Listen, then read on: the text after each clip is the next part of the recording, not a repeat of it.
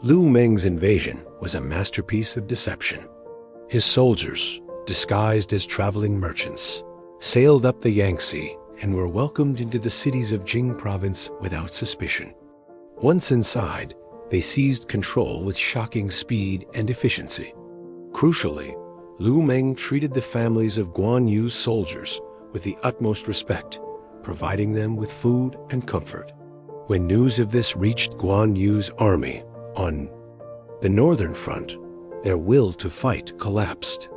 Their homes were captured, and their families were now hostages. The soldiers deserted in droves, melting away into the night to return to their now occupied homes. Guan Yu's mighty army, the pride of Shu Han, Sun Quan had never forgotten the humiliation of Jing Province. Seeing Guan Yu's armies committed to a northern campaign, he saw his chance. He entered into a secret alliance with his old enemy, Cao Cao. It was a shocking betrayal, a pact born of pure pragmatism. Cao Cao would attack Guan Yu from the north, pinning his main army in place. Meanwhile, Sun Quan's brilliant new commander, Liu Meng, would launch a stealth invasion from the south, disguised as civilian merchants. They would strike at Guan Yu's undefended home base, cutting off his supplies and his only route of retreat. The trap was meticulously planned. The two rival kingdoms had temporarily united, their combined might aimed at the throat. With the three kingdoms established, a tense peace settled over the land. But it was a peace destined to be broken. The ticking time bomb of Jing Province, the land Liu Bei had borrowed, was about to explode. Guan Yu, the legendary god of war, was left to govern this vital territory. He was proud, arrogant, and utterly fearless. Looking north, he saw an opportunity to launch his own campaign against Cao Cao, dreaming of a victory that would propel his brother's cause.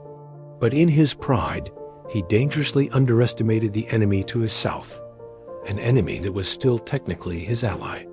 He had forgotten that a debt left unpaid for too long is always collected and cut off. His army gone, Guan Yu was forced into a desperate retreat with only a few hundred loyal men.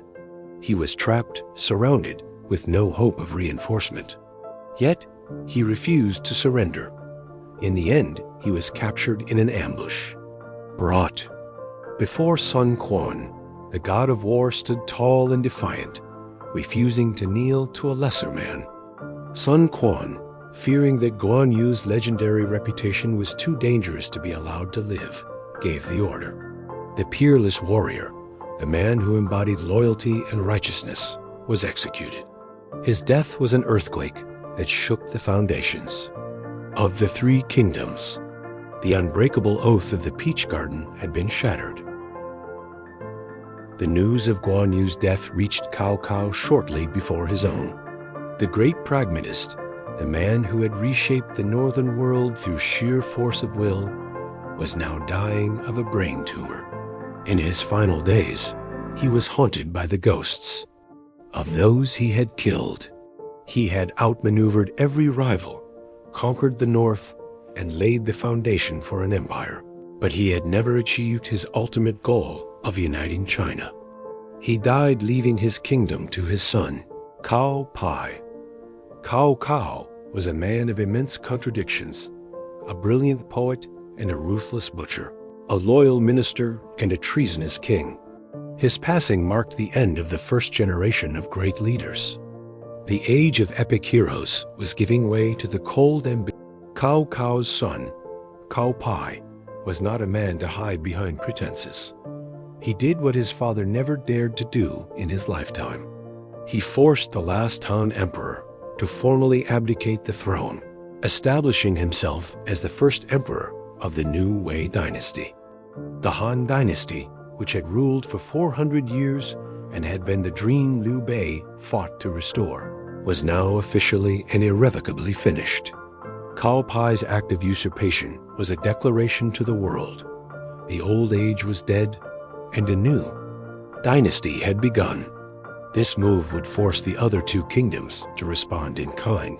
cementing the tripartite division of the land, not just as a military reality, but as an imperial one. When news of Guan Yu's execution and Cao Cai's usurpation reached Liu Bei, his grief was so profound it turned into a burning, all-consuming rage.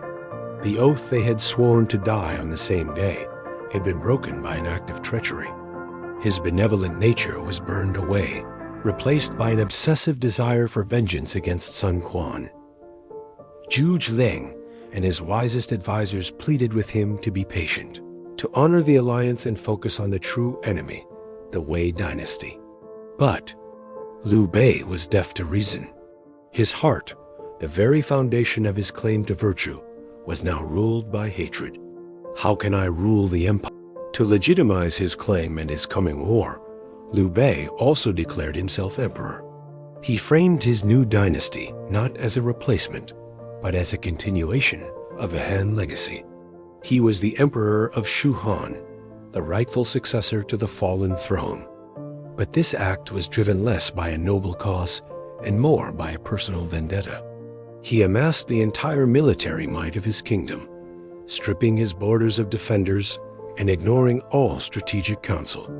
He would lead this grand army himself, not against the usurper Cao Cai in the north, but east, to grind the kingdom of Wu and his brother's murderer, Sun.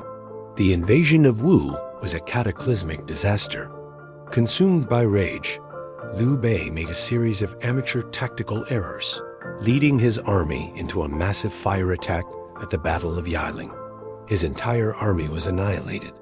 He escaped with his life, but his spirit was broken. The shame of his failure and the immense grief for his lost brothers were too much to bear.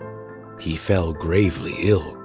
On his deathbed, he entrusted his young son and his entire kingdom to Zhu Zhiliang. "If my son is worthy, assist him," he said. "If he is not, you may take the throne for yourself." It was the ultimate testament of his trust. The heroes who had defined the age were gone. Guan Yu, the god of war, Cao Cao, the great pragmatist, and Liu Bei, the man of virtue. Their passing marked the end of an era. The grand, chaotic struggle for the soul of the Han dynasty was over.